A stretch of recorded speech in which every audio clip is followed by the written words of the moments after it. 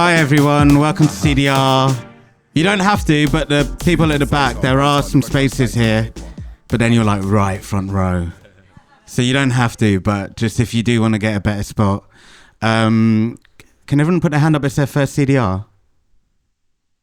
Is it your first CDR? Yeah. Really? Okay, mad. Well, you know, if you probably got the gist of what's going on here. It's a community for producers, beat makers, musicians. People come, they get to test out their dubs and their works in progress on a beautiful sound system like Corsica, which is sadly departing. Sad day. Rest in peace, D'Angelo, as well. What the fuck? I'm still pretty shocked at that. And as well as that, we sort of like invite an artist that we love, respect, and we get a little insight into their process and how they came to where they are, their beat making process, their musicianship, and a bit of an insight into how they make music. Very excited about today's one.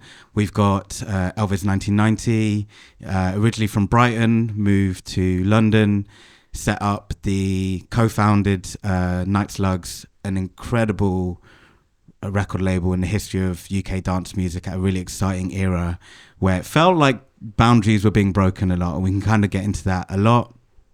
He's released on various other labels, including his own imprints. A key one, maybe in 2014, was a release for Clone, which was L-Vis 99% Dance System, which led on to be its own sort of artist project, which he did for a few years, and then sort of announced, you know, we'll kind of go into all the different guises and moving into different genre explorations and production techniques. And then he announced the return of L-Vis 1990 a few years ago, which I personally was really excited about. So we're going to get a bit of an insight into the different strands of club music that he's explored and what's going on next, essentially. But everyone make some noise for... Thank you very much. Should we start in the beginning? We should start in Brighton. In Brighton? Yeah. Yeah. Tell us about the first, you know, foray into... You ran a party, right? Like... I started DJing at home, like in the bedroom when I was 14, probably in year 2000, 99. You don't have to give away the age. It's quite a long time ago. I was just like really into dance music, collecting records, and...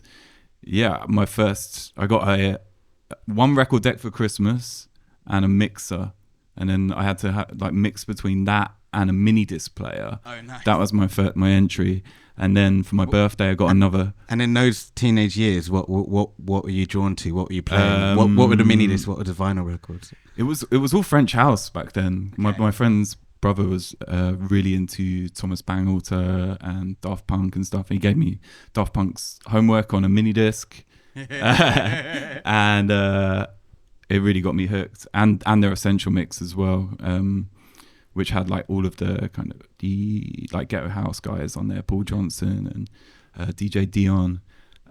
So I just started collecting all of that stuff at like 14 and mixing that stuff with.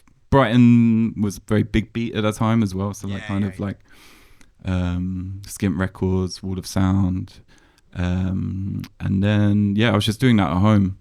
Did you ever get the second deck? I got a second deck for my birthday. You didn't get it all at once back then, you know. You had to work for it. You had to work hard for paper round as well, you know, like working in pubs to get paper records. Started from the bottom. Yeah, exactly, properly. And tell us about, you know.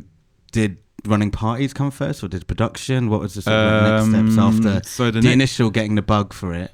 So I actually didn't grow up exactly in Brighton. I grew up in a little village outside Brighton, and there was... Fuck you, ChatGPT. But there was 3 of us that were really into DJing and music, and it was Mum Dance and High Ranking.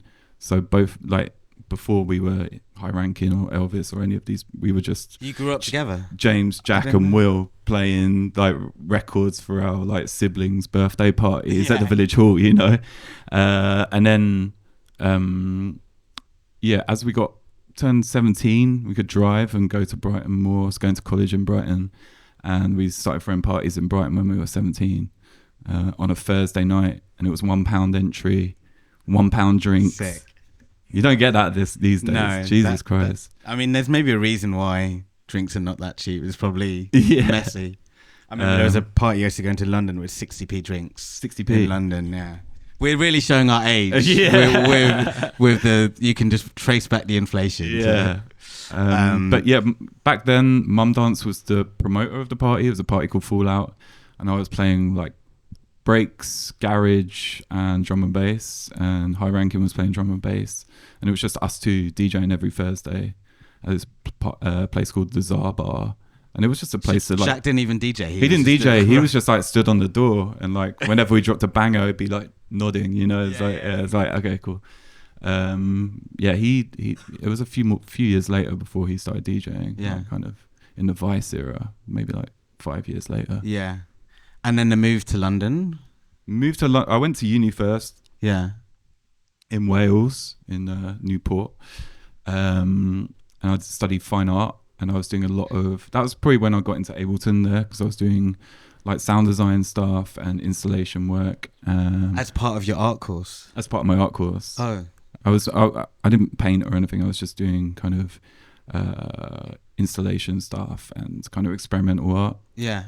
And then, just DJing, throwing parties at uni as well. Because I was doing the art course, I had access to loads of equipment. So I was throwing like parties in the student union with like 5 projectors and motion mapping and all this stuff. Nice. And my dad would drive High Ranking and Mum Dance up to Wales for these parties. You know? Your dad was like the personal courier service. Yeah, for the exactly. DJs. Yeah. Respect to him for doing that. I wouldn't. Yeah. Fair play. And then when you started these early steps into production, was it mainly around the kind of art installations and artwork you're doing, or was there like maybe influences of stuff you're making? And I was probably starting production when I was like 14, 15 as well, but like Dance EJ, do you remember that? No. It was like a PC game where they had like loads of like trance samples and you just kind of drop them on like bricks. And there was a thing called Fatboy Slim Skip to My Loops, which was just loops, and then you just kind of put them on a timeline and kind of made your own tunes. And that was the start. And then Fruity Loops. Yeah. But Fruity Loops 4 before it had a sequencer.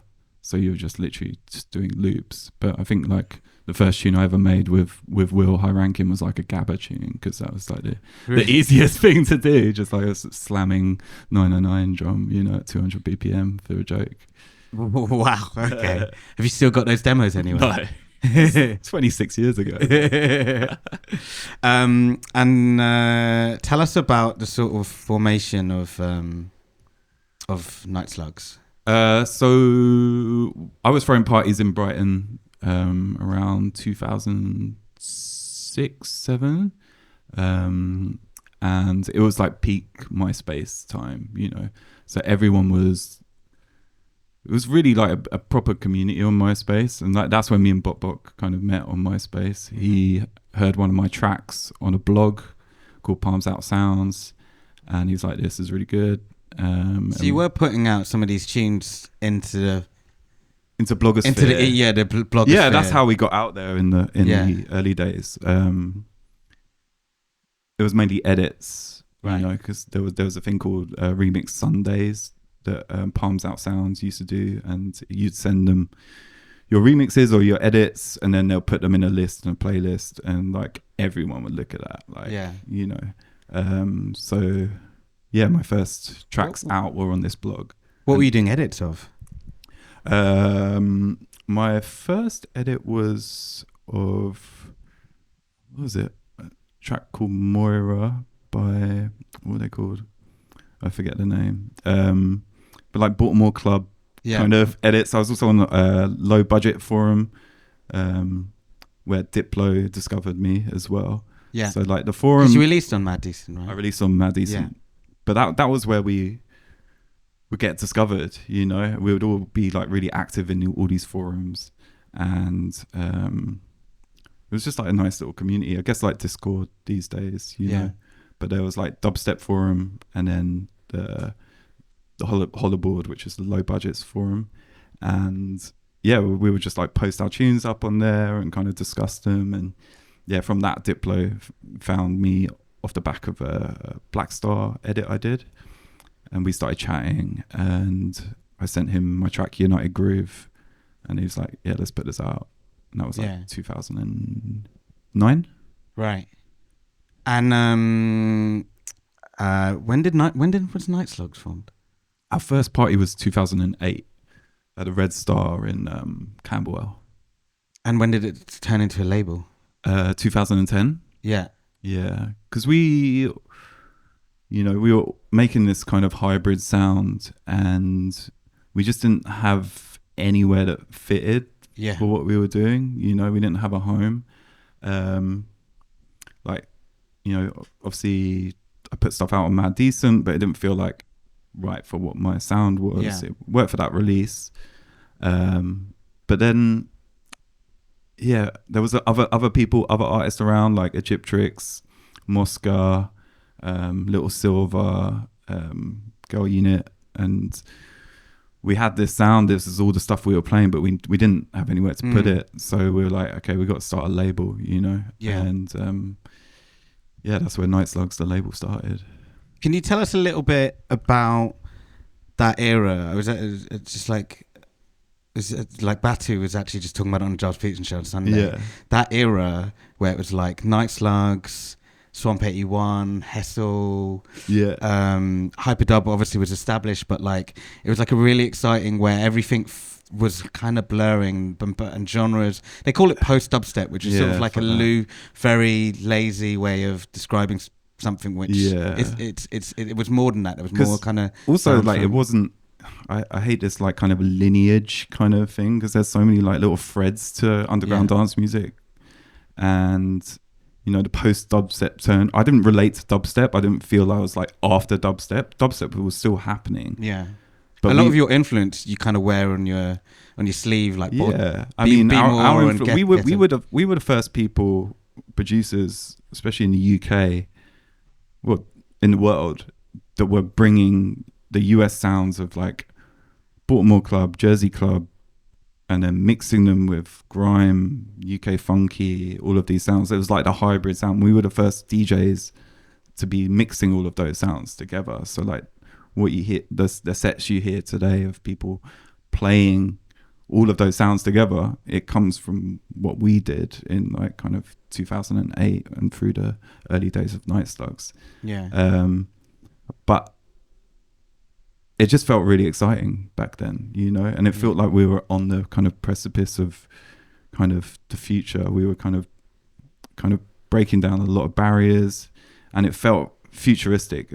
We were only looking forward, nowadays we're in this kind of like this world of nostalgia, but like I was like looking to the future like all the time, Why do you think that era had that mentality towards?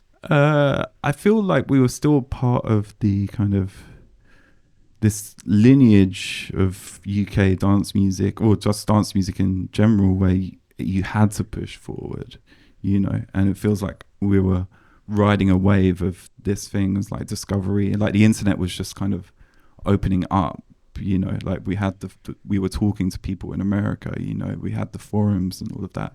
So we were getting all of these different influences from elsewhere.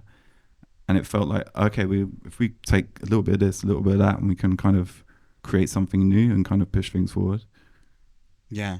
And then production-wise, because a lot of your production moved to kind of machines and more drum machines and stuff. But at that time, what were you doing and exploring?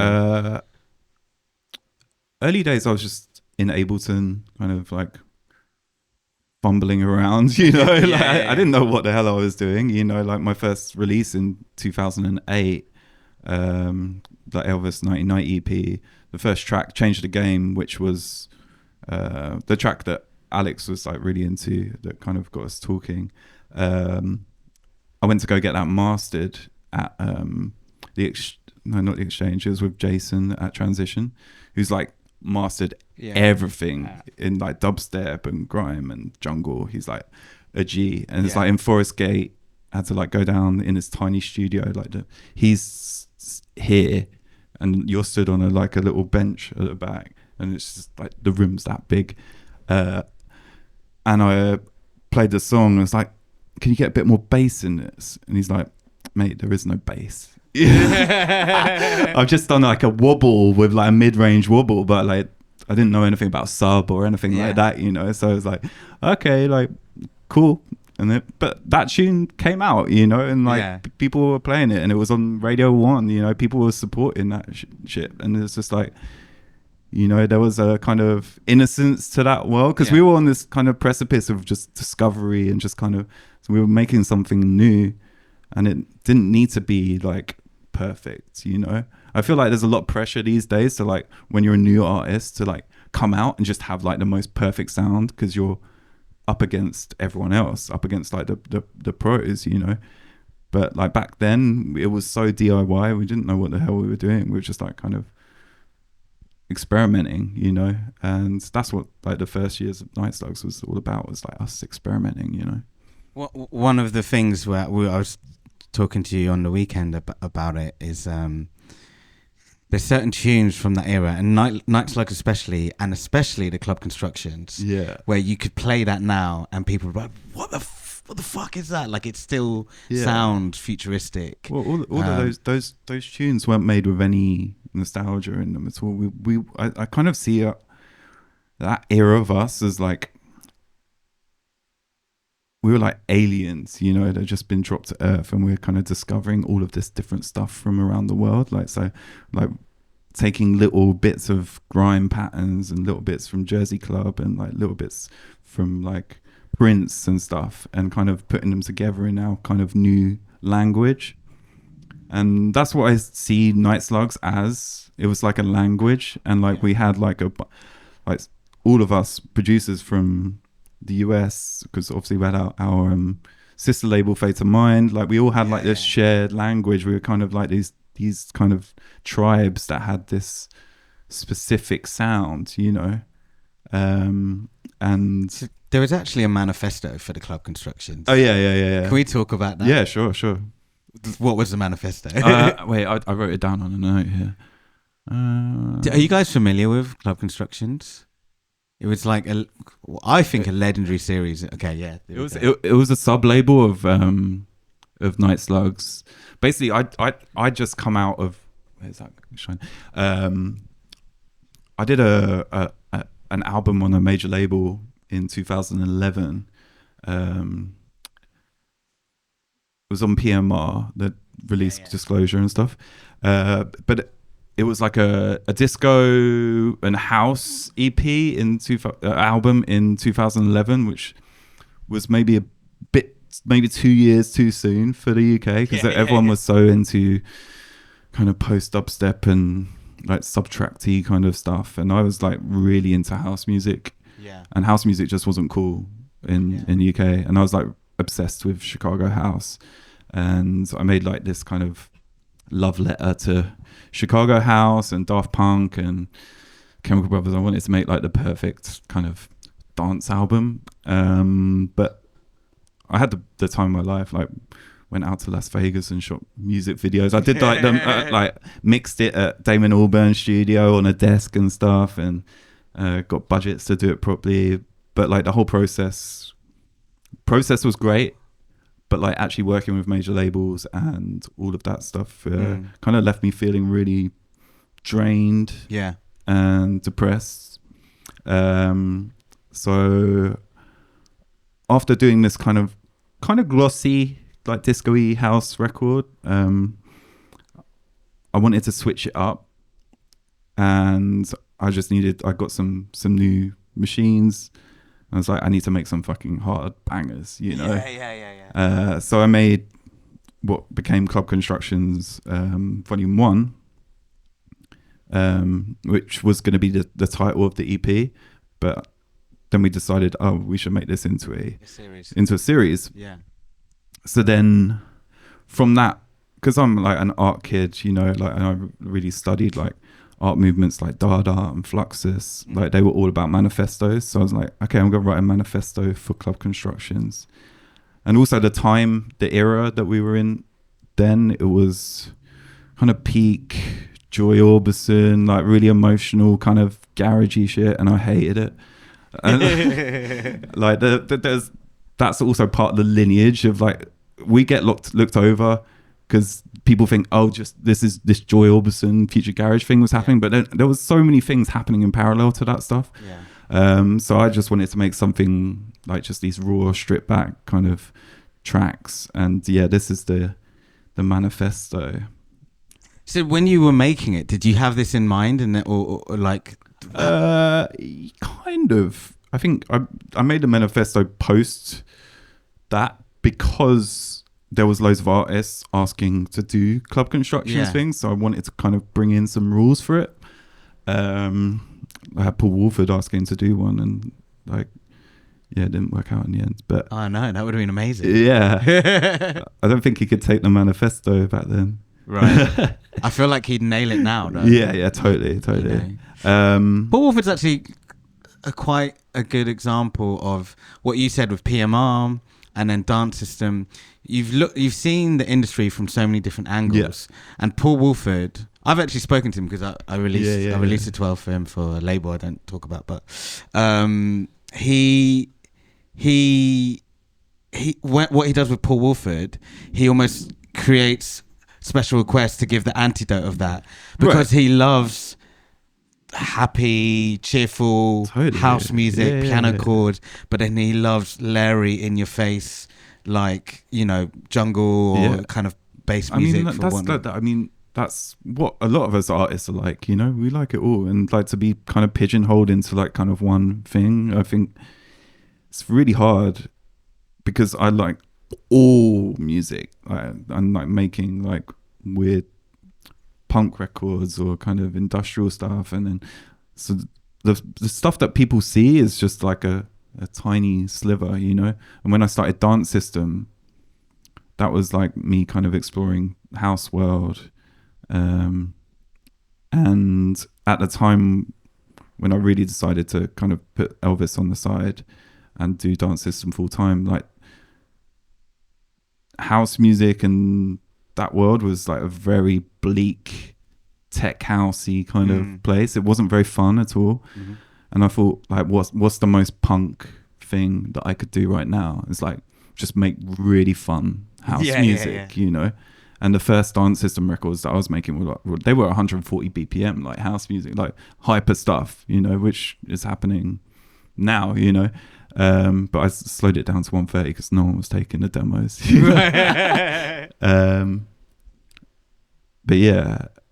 Do you think this is a parallel where, because we've almost seen it with PMR and Dance System, like almost like going the other way? Just totally. Is that just for like creative freedom? Like, no, I want to try something different now. This is me. Like, I have like a side of me which, like, I grew up in like prime, the best of UK dance music, you know, Prodigy, kind of Chemical Brothers, also like, you know, from France, like Daft Punk and all of these, Armand Van Helden, you know, these are like my formative thing. And I've seen how dance music can be good and be popular. Yeah. You know, and that's what I wanted to do with Dance System. I wanted to make good, popular dance music that's not bait, you know. Yeah. And the same thing with my L-Vis record, Neon Dreams. I wanted to do that, you know. So there's always that thing inside of me, you know. But then I'm an underground kid because I love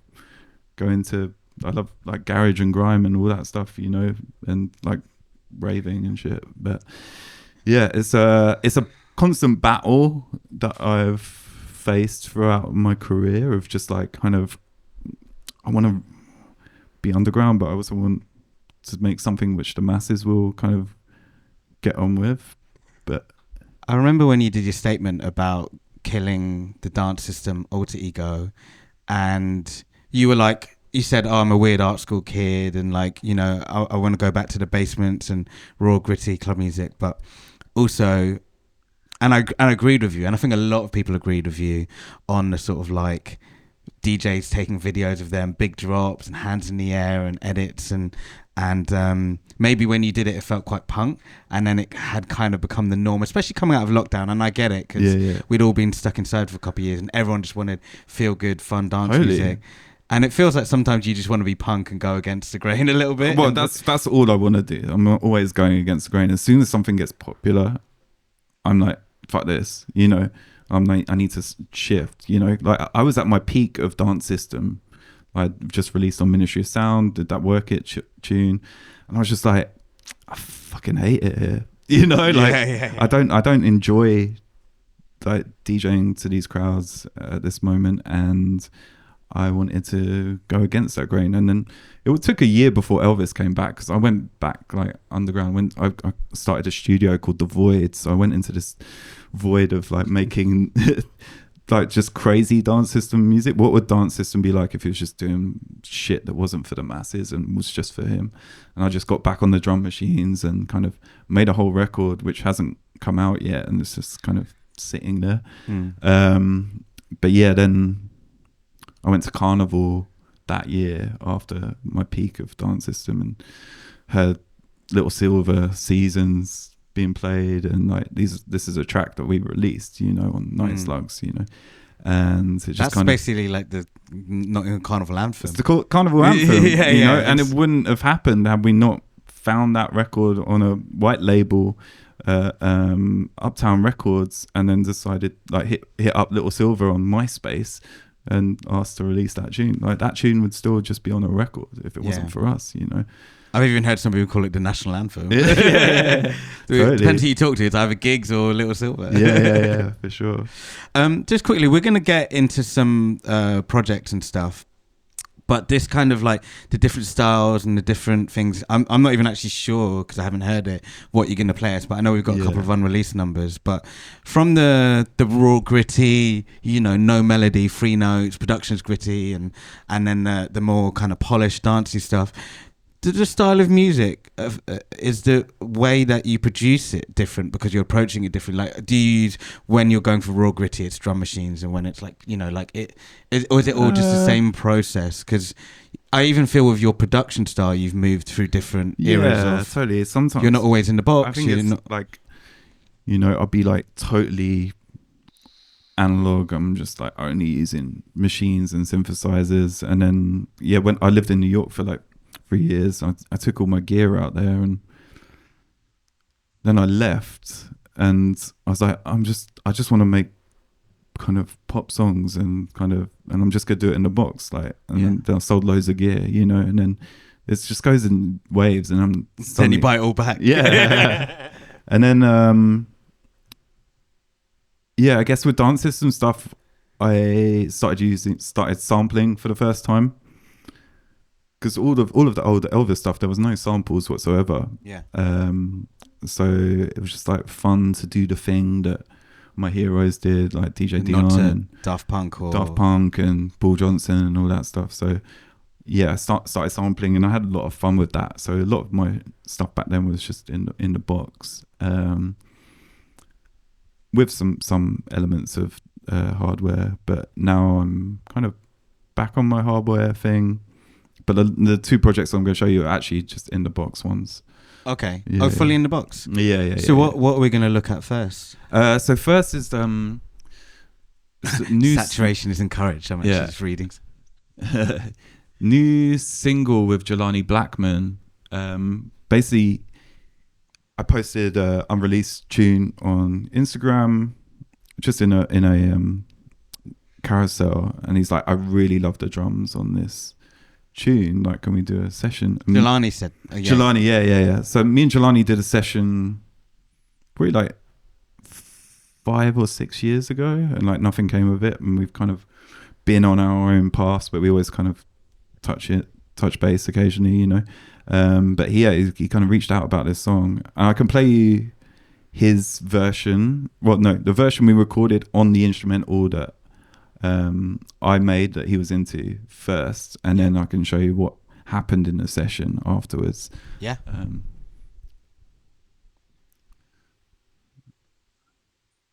So this one. Yes.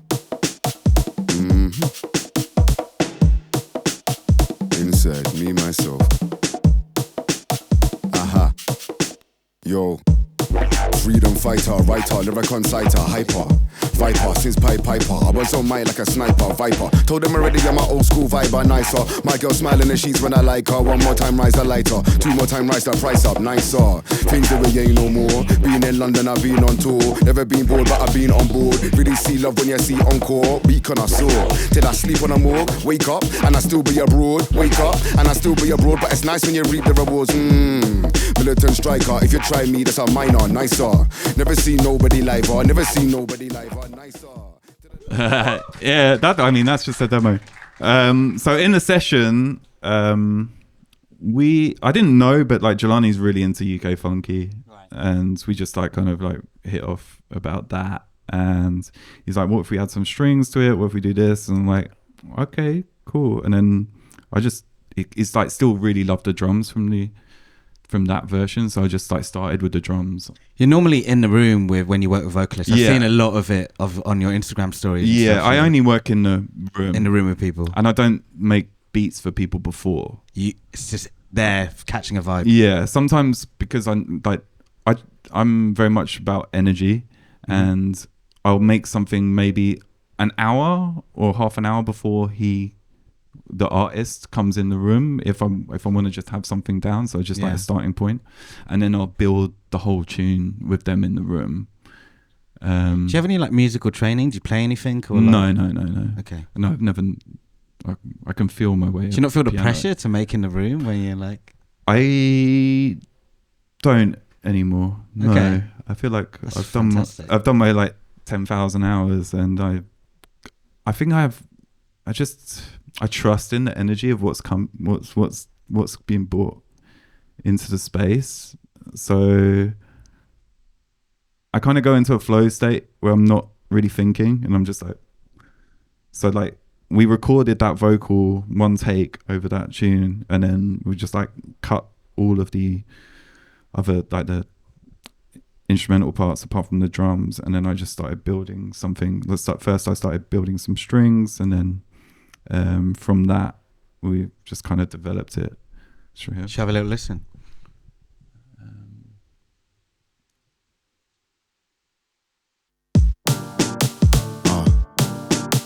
Yes.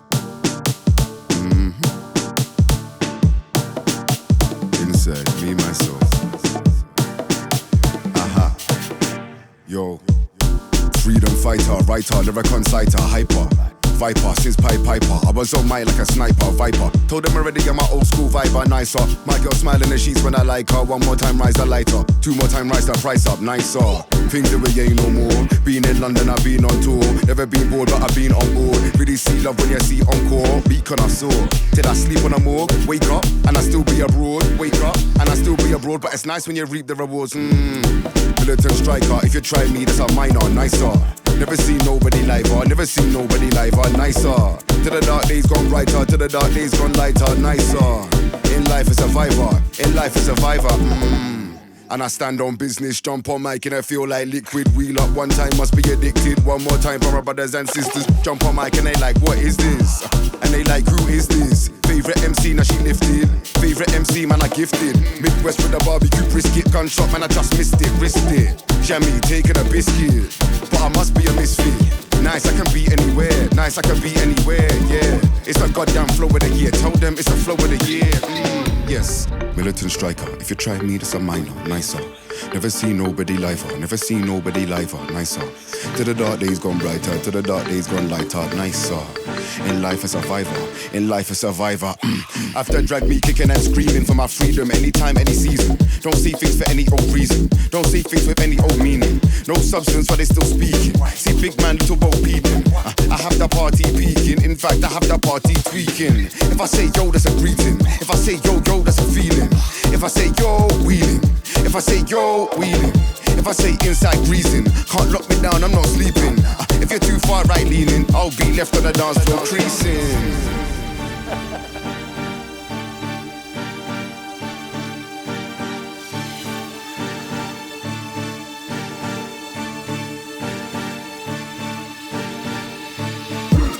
Militant striker, if you try me, that's a minor, nicer. Never seen nobody live on, never seen nobody live on, nicer. To the dark days gone brighter, to the dark days gone lighter, nicer. In life is a survivor. In life is a survivor. Mad.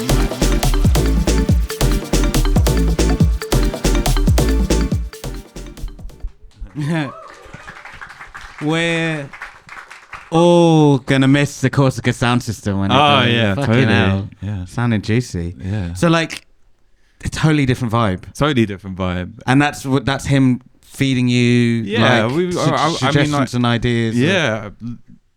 I like feedback, and I just do stuff, and then I kind of gauge from the person behind me. It's like, oh yeah, it's like kind of like if I can feel when it's on the right path, and then just kind of I do my science as a lot of my.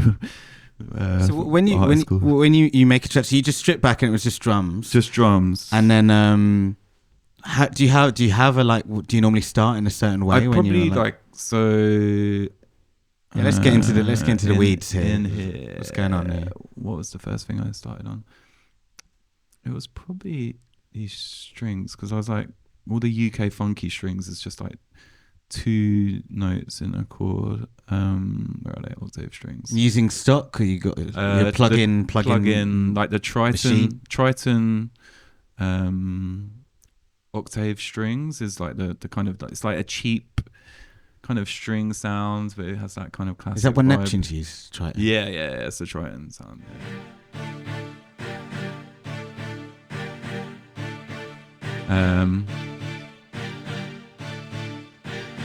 Then I was like, some kind of extra octave in there, and then these kind of, I really like these kind of ascending strings.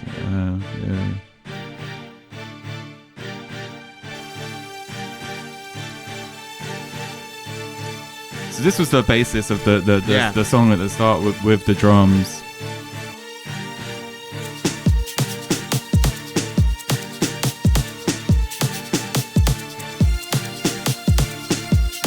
So then so you in the room with him when he was doing it. So the lyrics are already written. He's just kind of there. Yeah. So I think he had a track before that he didn't want to use those lyrics for. He just came and just like laid down the track just like in one go. Yeah. And it was like, oh shit, he's like a MC that learns the lyrics and is not looking at the phone. So like you can really get a good performance out of him.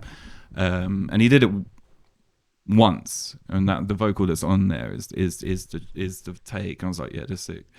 I'm getting the impression for this, but also because we chatted on the weekend, working with vocalists and getting an artist's idea out is something you really enjoy, right? Yeah, that's my favorite thing as a producer, is to work with other artists and help them find their way, and find their truth as an artist, And Jelani's never like worked on UK funky. He's always wanted to do that, and he really enjoyed it and loves the tune. And we made this 2 weeks ago, and it's the other track that you're gonna play you made yesterday. So we made this 2 weeks ago, and we're like, okay. Jelani's like, I want to put it out. I have a feeling your favourite tune is the most recent tune you've made. I'm getting that impression. I've got too many tunes. Which is probably good, because then you don't fall into nostalgia. Oh yeah, totally. You're just always just like, what's the latest thing I'm working on? Yeah. So we're putting this out next week. Okay, quick. Yeah. And I did the artwork, and then like, I guess that's the freedom that comes with running your own imprint. And I think that's the good thing about like releasing music these days. It doesn't take too long, and you can be reactive, and like that's what I like about being independent. It's just like, okay, I feel the energy on this song, I'm going to put it out, like Jelani is independent, I'm independent, so we're just like, fuck it, let's do it, and like he performed it like the next day. Actually, he performed it at Wembley. Oh really? The song we just did, because he was supporting Kneecap there. Oh Jesus. Okay, so he played it at Wembley the next day, and then the week after, and you mixed down past the apparently the mix down was all right. So like the arena, the actual track that he played didn't have like the proper bass sounds. It just had my sub. Let's get into the bass. So that's just following the strings. And what are you using? So with this, using this thing called Simple Sub.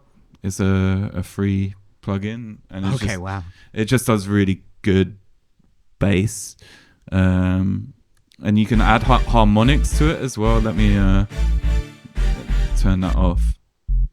So you can, because a lot of sub will get lost, you know, that's just a sub, but you can add a little bit of harmonics to it to kind of make it kind of cut through. In my studio, the sub sounds great, so I was like, oh, this tune sounds good, but then when we listen on the phone, you can't hear any of the bass. So from that, I added, you got to do the car test, you got to do the phone test. Yeah, the phone test is the one. If you can hear your bass on your phone, it's great. So I added this like organ bass, which has quite a bit of width on it. Go back to matey. Was it transition? Yeah. Look at me now. Yeah, I feel like actually I've only probably learnt about sub bass in the last like couple of years. You know, I was constantly learning. You know, and a lot of Night Slug stuff and all stuff. All it took was a free plugin as well. Yeah. Totally. I mean, like it's just a sine wave at the end of the day. You know, like you can do it with anything. And then so I added that organ bass, which adds a bit of width to it, and I've got this got it on a send, which goes out to this let's turn this off. I use this plugin called Xvox, which I use for my vocals, but it has a separate kind of thing for effects. So I use this like pitch widener, and it kind of gives it width. So I added the organ bass, and then I added a square bass as well, just to give it like something more in the middle, and then you got the sub. Yeah. So the sub is kind of doing a movement at the bottom. If you made it 2 weeks ago and you're releasing next week, do you mix everything yourself? Yeah, I just mixed this all myself. Mastering too? Not mastering, no. Tubby from Newham Generals. Right, yeah. Does my mastering and stuff. So that's coming out next week. Nice. What else are we going to have? Is there more stuff you wanted to? I don't know if there's. Do you have any questions about? Let's look at the next one. Next one, because we're going to maybe try and squeeze in 3. Yeah. What are we doing for time? I don't know. Actually. How are you doing for time? Does someone want to ask a question about the project? Is that what you're saying? So, did someone raise their hand? Oh, no. Let's move on to the next one. We'll save questions for the end. So what are we looking at next? Yeah, so this is the track you made yesterday. It's a remix I did for an artist from Belgium called Coma. Maybe I'll play the original first so you can get a vibe. And this is another unreleased bit. This is unreleased, yeah. And this is for another label, or yeah. I didn't ask them if I could do this, but I'm sure. It's okay. CDR aren't that quick at releasing videos, so by the time it comes out, the release will be out. Yeah. So this is the original tune.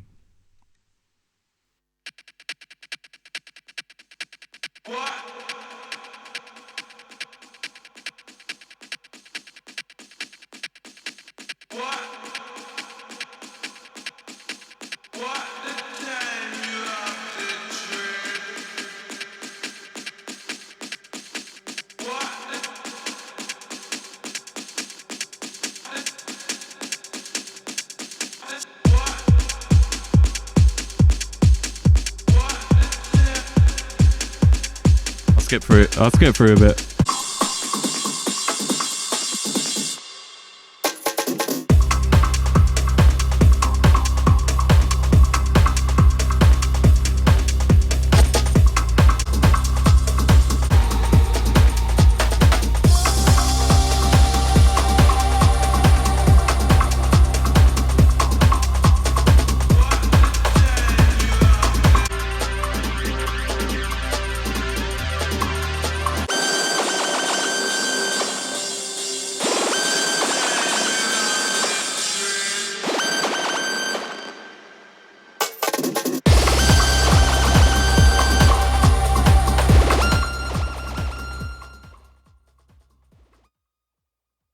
And they're like fans of of me as L-Vis. So I was like, okay, I'm gonna give them. Has the label even heard the remix yet? Yeah, Okay. it's approved. Okay, cool. So I'll play my version.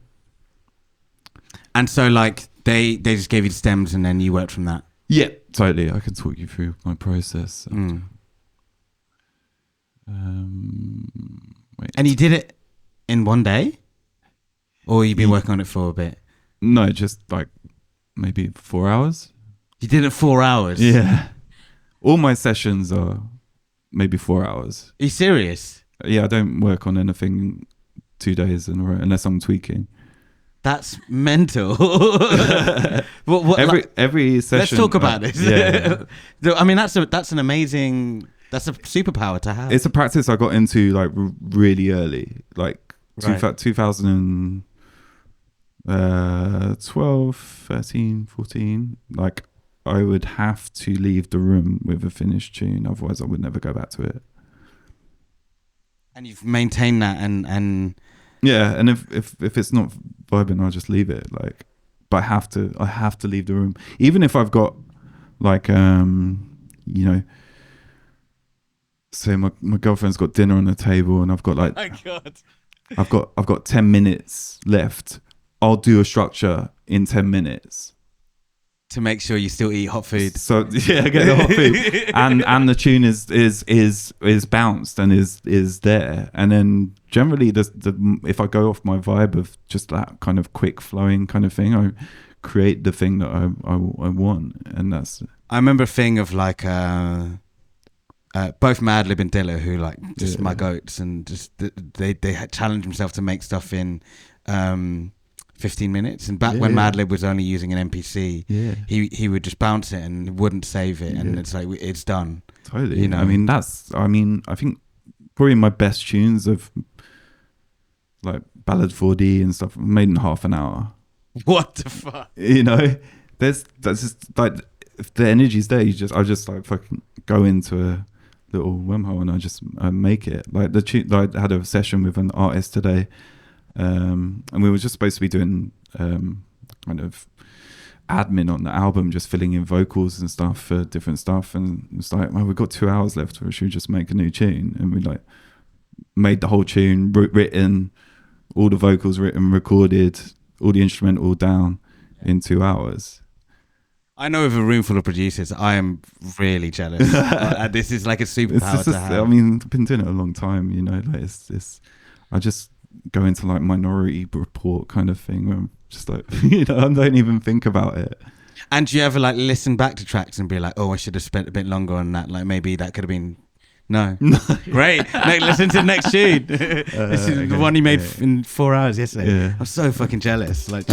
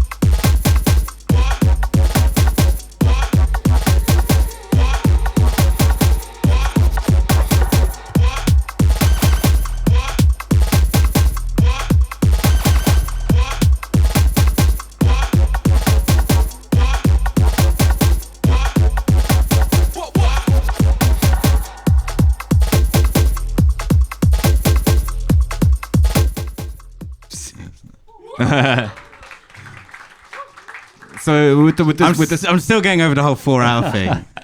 But yeah, tell us. So this remix, like, I think what I do first is like just get all the stems in and just like have a listen through, and then I delete all the stems that I feel like have no use in my remix. Like I got rid of like the sub. It's almost returning to the club constructions ethos and like totally. keeping it to the bare minimal. Well, it's just like I know like the sub is kind of, and like the bass line is kind of a little bit emotional, so I'm like, get rid of that. You know. And I started just by taking the because the track's at 140, so it kind of lends itself to my music. So I took the 4/4 and just created a new kick pattern. So let's have a look. You can see. You're using the original kick and so I use the original kick, processing it or just like as it was. So this is the original kick, but with my new pattern. Is that go? Well, I got like just cutting a little bit there. It's like 2 kicks. And I found out what the note of the kick was. Then I could base my sub on that. And then I added another, just a little top layer, top on there, and then a simple sub again.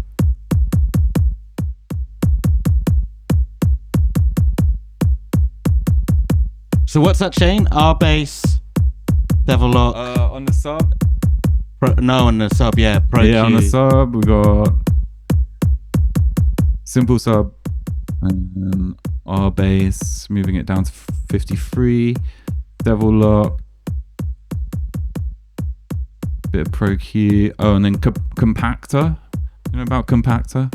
I've not seen that. Compactor is it's a great plugin which just is like side chaining, but like really hard side chainings. So I've got the kick going into there.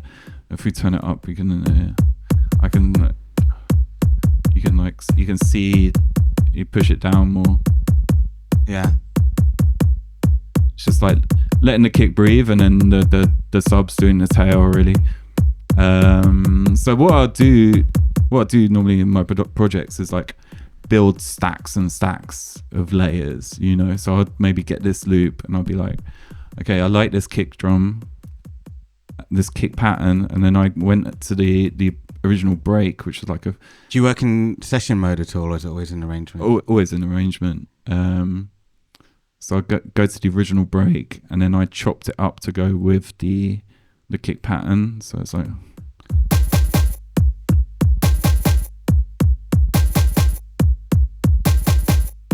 And then I layer a snare on that as well. So it's just got a little bit. And I was like, there's probably not enough sub in that, so let's put another sub line in. And then so you can feel that. Then this is very much about that cha-cha-cha pattern, you know. So I was like, okay, let's bring in like a synth sound, like, which is almost a bit B-more-y, like totally. No, this is kind of in the B-more world for sure, especially with the think break. And then my main like synth at home in the studio is the Access Virus, right, which is like the go-to drum and bass like garage, early 2000s synth. It's got like all of the best sounds, and I have to like. I used to have to take it everywhere with me, like if I was producing. Was this so that you have brought? So now I found a really actually good VST version of it, which is free as well. Am I right in thinking you've kind of gone from machines back into the box just for this project? I was just like, okay, I'm just gonna do it in the box. This one I can't be bothered to like record audio. So then there's this Osiris is called. Because basically the virus was really good because it came with a piece of software that you could control from your laptop, right? So you can find all of the plugins and stuff. But like my desktop virus, you have to go through like loads of banks to find the plugins. So now I've got like a VST version which is exactly the same pretty much with some processing, and I have all my like presets saved and stuff. So I just go through the presets and kind of choose the sound. So like.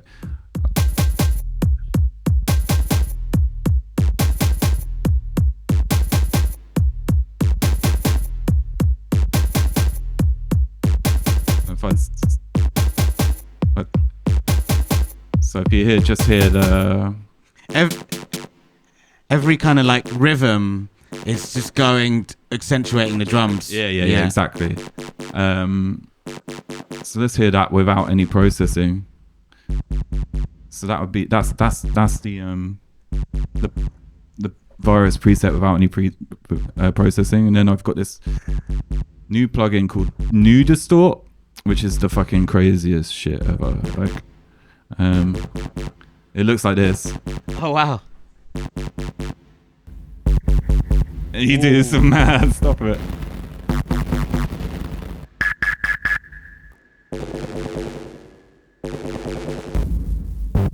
And are you These are whole tunes. when you're using like a plug-in distortion? Are you building your own preset? Or are you just scrolling through presets and seeing what works? I don't care about that. Yeah. Who cares, really? Yeah. Like, people use shit from Splice, like a preset is like. Yeah. Do you use Splice? No. Okay. I've just been building like so many samples. Yeah. I've just have this hard drive that I've had for however many years is just exists with whatever sample packs I'm given like throughout my life, you know, and stuff I've downloaded from the internet, you know. Yeah. But yeah, no to Splice. Nice.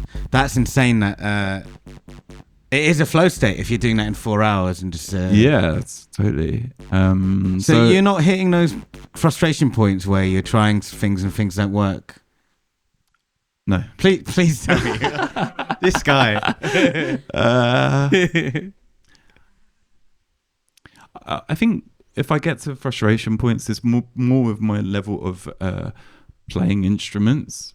Yeah. You know, because I'm not classically trained, but I have lots of friends, and like I'm in like 1087, which has a block of like loads of studios, and it's a good community, and I have friends there that play guitar. Can you play a little melody line? Yeah. No, my friend Gio Jordan, like, he's like next door. I'm like, oh, can you come play some guitar on this? Yeah. And a lot like that, like the main album I'm working on for a female MC that I can't say. I've just got my friends playing guitar and bass on that and keys, and I've got all the people around me to make that happen. But mainly for the L-Vis stuff, I don't really need that, because it's my sound. My sound is my limitations. Yeah. If you know what I mean? Like, I think having the confidence in that is something that's been powerful for me. It's like, that's me, you know, like me in 2008 was my limitations. Me in 2009 was my limitations. Me in 2013 was my limitations. So like, the more I learn and grow, like, I just know that I have to. I'm okay with just being within that. I don't need to be anymore. But are you having that same mindset when you're doing a disco album or the house stuff? Like, surely the approach is different. No. I think like the disc. I mean, with my disco album that I was making in 2010, I worked with my friend Nick Cook in New York, and he filled in the gaps that I don't have. And like, me moving more into production for other artists is, I really enjoy working with musicians, and I think I can get the best out of a lot of people. And well, people, I mean, if you're doing it that quick, that's totally, that's a huge bonus for. Yeah, if I can like turn a song around in a couple of hours and just like be like, yeah, I like that. Like, this is like part of this is, you know, being a producer in my eyes is being like, I like it when you do that. Yeah. You know, and then you get that part, and then it was like, oh, well, that little weird bit there, like, it's like, what that's like working with musicians is great, because like they have so much power at their fingertips, and I don't have that. But I'm really good at just being like spotting those points, you know. It's like the kind of Rick Rubin thing, you know. Like, Rick Rubin doesn't do shit in the studio. He's just like vibes, you know, but he knows. We're going to see James with his shoes off. Yeah. Just like stroking the beard. Yeah. I want to open it out to the room for questions, but like, in terms of like, you've gone through so many different phases and genres and stuff, like, it sounds like working with artists is like a big thing, but like, do you know where you're going to go next? Like, do you think you're going to swaying different things, and you just therefore you can't predict where it's going to go? Or I think do you have a vision of what's next? I have a vision where I'm kind of living both lives simultaneously, because I'm doing a lot more work as a producer, and like a lot of the projects I'm doing now, which are like unreleased and I can't mention who they are, is going to do the thing that I want in the mainstream world. And as L-Vis, I can just be the weirdo art school kid, you know? And like, I want to do the right DJ sets at the right place, you know. I'm like going to be playing Deck Mantle next year. Like if I play in like 5 other shows that I really like, I'm happy with that. But like, I want to be in the studio, doing artist development stuff. And then when I feel the call to be an artist myself, I'll do that. I've got finished my own album as well, like my next record called The Party's Over. That's done, so that will come out at some point next year. Quickly talk about the title, The Party Is Over. Yeah, so I've been feeling with like post-COVID and like just the party world, it's just a bit dead, really. You know, like just like the festivals, the hands in the air, like kind of artists and DJs like really kind of pandering to the audience, you know.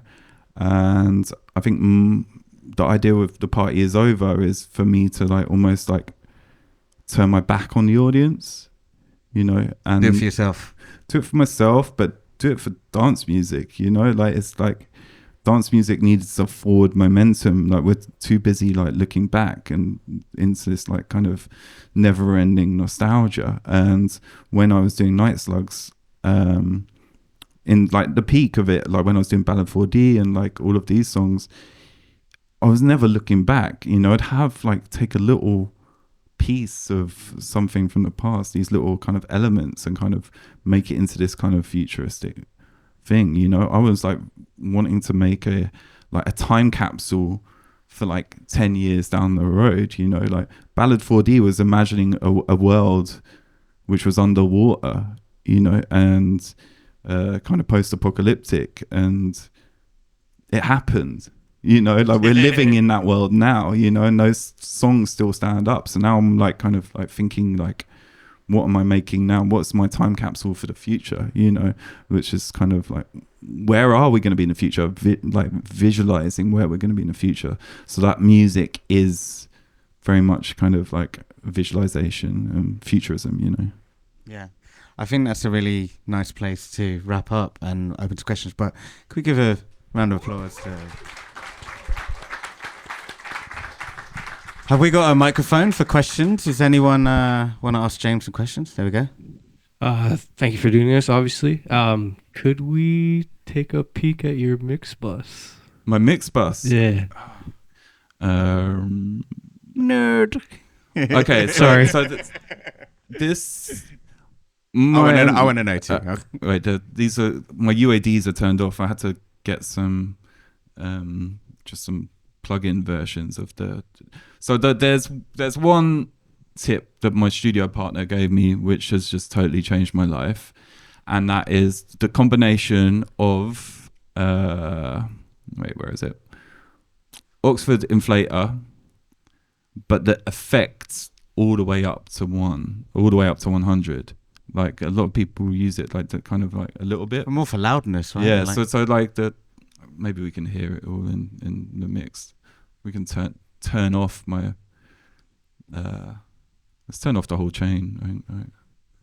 Let's move this, just so I remember what it is.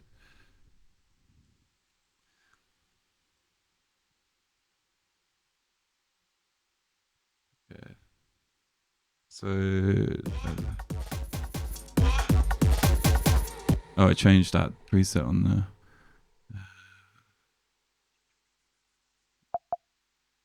Okay. Right.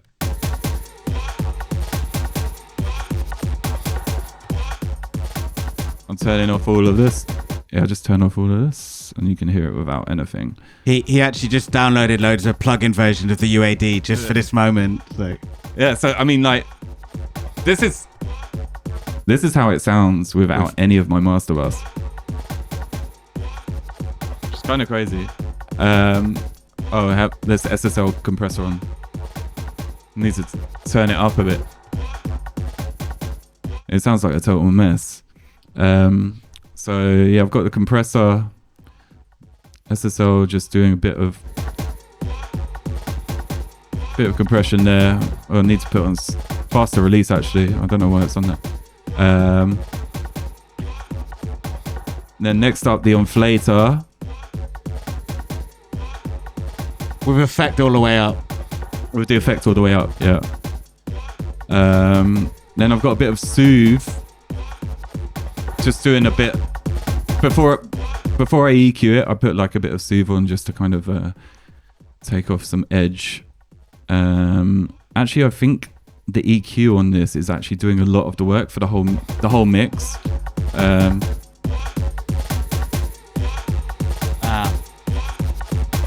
So I've got a cut there and quite a big boost in the highs and the mid highs.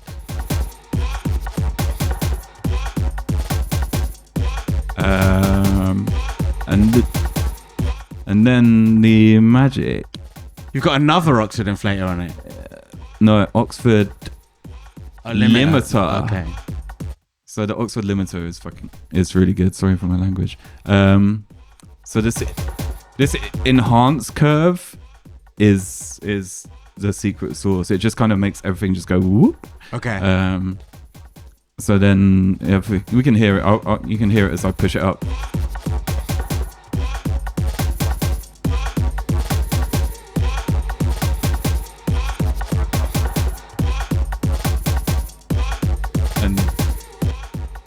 Nice.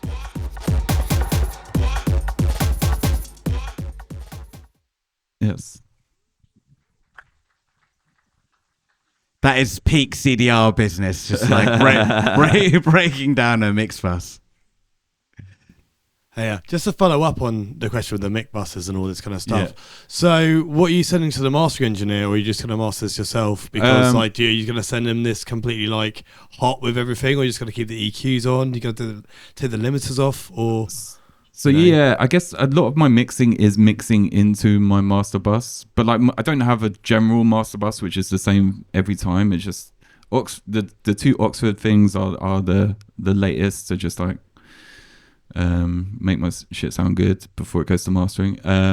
But I'll just take down the limiter and then send as is. I think you send them a limiter version for reference. Just send the limiter version for reference, but you kind of keep the a lot of the soothe and like EQ stuff on there as well, on the master as well. Yeah, I mean, like if I took this EQ off and sent it to the master, he's gonna be chasing his tail trying to get the track sounding the same. So like, you know, I think with electronic music, you are the engineer. You know, you can get the sound that you want. You know, there's kind of mastering is kind of less and less important almost. I do it just out of like I feel like let's hope your master engineer doesn't watch this video. I mean like, no, but like Tubby knows how to like get it sounding like heavy and like just bring out that extra juice, you know. But like a lot of the time you can do it yourself and you can release it yourself, and it's and a lot of their job is making sure it works across different streaming platforms. Yeah, totally. You know, the transition from one track to the other and loudness. 100%. And also like,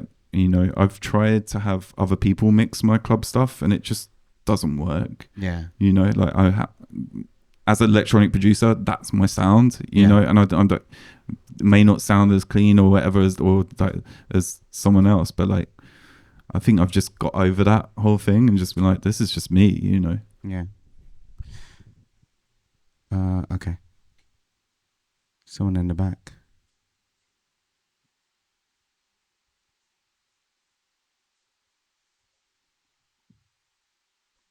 Sorry, I'm not good with microphones. I want to ask you about the future. Future, not theatre. I mean, you can tell me about the theatre if you want. But how do you feel about AI coming into place? Because I feel like it's going to take a lot of the jobs of mid artists. You know, I don't know. It's a fun tool. Like I was playing. I was like in New York. Use it? No. I haven't used it.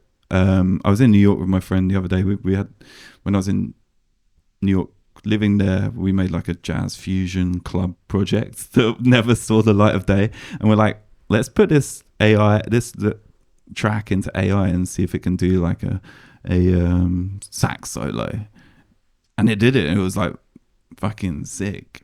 But it was really good at doing like just average jazz and kind of stuff like that. But like doing this stuff, it's just, that's just the being a human and taking those weird things from different points in your life and your history and in dance music history. That's the thing that makes you special as a artist. And you know, Night Slugs would not have been created by an AI, because they wouldn't have been like, oh, this Prince record and then this like grime track and a little bit of this Jersey kick pattern is going to work well together. You know, it's like we as humans can take from our lives, you know, but the AI will never be able to do that. You know, it could be a good tool when it gets a little less corny, but I don't know. My thing as an artist and a producer is about telling human stories and being human. And like the records I'm doing with the other artists at the moment are like, it's guitars, it's bass, it's drum machines, there's no computer or VSTs or anything involved, and it's their voice on top telling really important stories. And that's what's important to me, and I think that's the important of us as artists going into the future, is to be as human as we possibly can, you know. And maybe going a little bit more lo-fi, a little bit more grungy, maybe in live performance it may be, you know, like we're going to go into an era of like just pure AI slop, and it's already happening. It's already happening. It's awful, and we as artists are the people that are going to shine the light on the real shit, you know. Not to be contrarian, but you talked about sort of like the humanness, yet some of what you said, even when breaking down, it's like removing the emotion and removing the, are they not? Yeah, I mean, like you can still make music as a human that's not emotional, because it's like I'm making it for the club, you know. I don't know, I just have a thing about emotional club music that doesn't sit well with me, you know. I come from like proper like dark garage jungle, like you know, there's like euphoria, you know, but like you Fred again and that shit, it's like no. He's got Hi. the mic. I just want to thank you both for such a sprawling, kind of generous conversation, and to kind of pick up on what you were just saying, and also reflecting on your mentions of nostalgia, maybe a little bit of an allergy towards it, or just thinking about how you grapple with it in your work, and then this interest and provocation about what it means to make music that sounds like the future, that's for the future, maybe realized or otherwise. And considering if we imagine a future that feels increasingly dystopian, increasingly isolated, I wonder what inspires or guides the art that you want to make that maybe wants to suggest a counter future than the one that we feel really oversaturated with. Yeah, I guess the Party Is Over album that I'm doing is pretty fatalist in its idea of the future. Like, I'm imagining the worst, you know. But I enjoy going into that. Like, I like to theorize about that. You know, I think it's fun for me to do my artist projects, which are very based in now and kind of this human thing. But then L-Vis is alien as well, you know. It's like these weird alien worlds. So like the music from that era is from this era I'm thinking of is 10 years in the future, where it's fully dystopian, you know. But yeah, I think, I don't know, it's interesting. I think we're in the most interesting time to be alive right now. Really? Yeah, I think so. For music or just in life? Life. Right. I mean, there's so much shit going on every day, isn't there? Yeah. I guess so. I mean, like, can't argue with there's that. been like the whole of like, I mean, like from prehistoric time to now, like there's not much happened back then. Yeah. You know? But right. The It took dinosaurs. a million years. The Like dinosaurs not much would beg happened. to Like differ, the though. dinosaurs were just like milling them about. it was a you big know. deal. Yeah. And now we've got like Trump going crazy. We've got AI taking off, like all this mad shit, and like we've got to work our way through it. Yeah. It's just interesting, isn't it? Yeah. Yeah. I guess. Yeah, It's crazy, but It is crazy. Yeah. yeah. Mina, have you got a Hello. So I feel like you're quite rare in the sort of quote unquote underground world that you seem to be making a living as a producer foremost and not barely.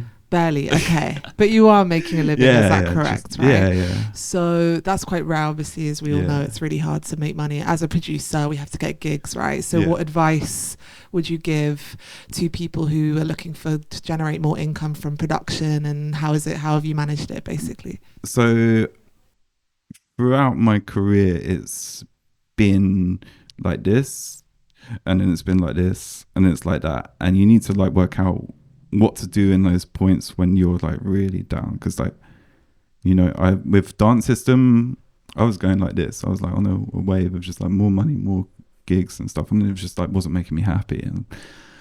And then lockdown also, like, you know, I just signed a record to Ministry of Sound before lockdown. I thought, here we go, and then suddenly like burp, nothing. And I've found like various other ways in kind of making income through doing sound design, doing kind of like composition for advertising.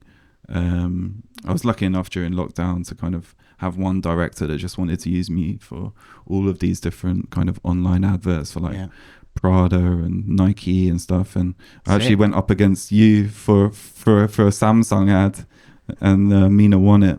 So you should be giving the advice.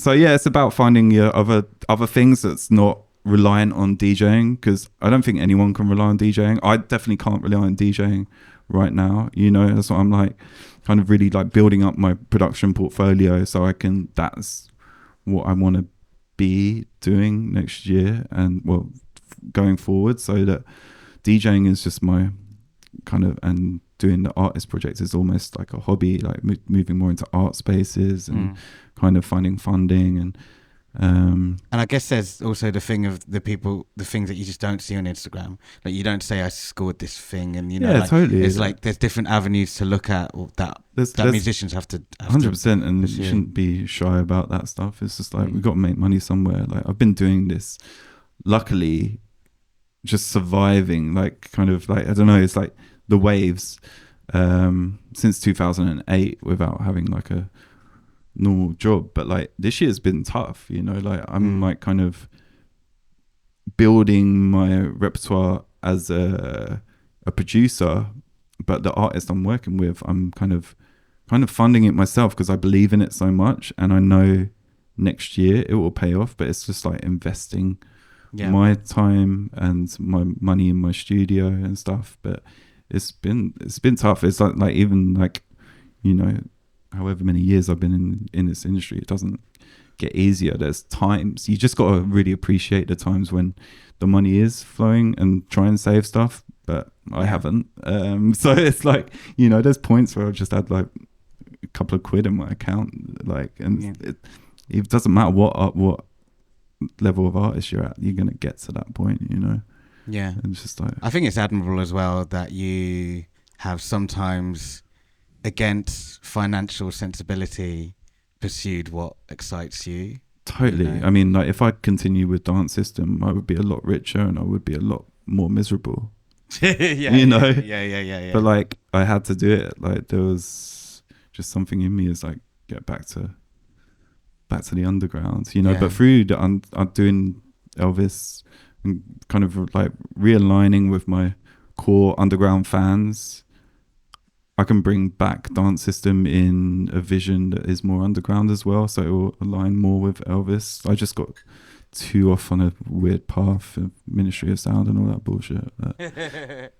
Thank you so much for being such a switched on, engaged audience. I feel like there could be more questions, but I've just realised we have been talking for a very long time.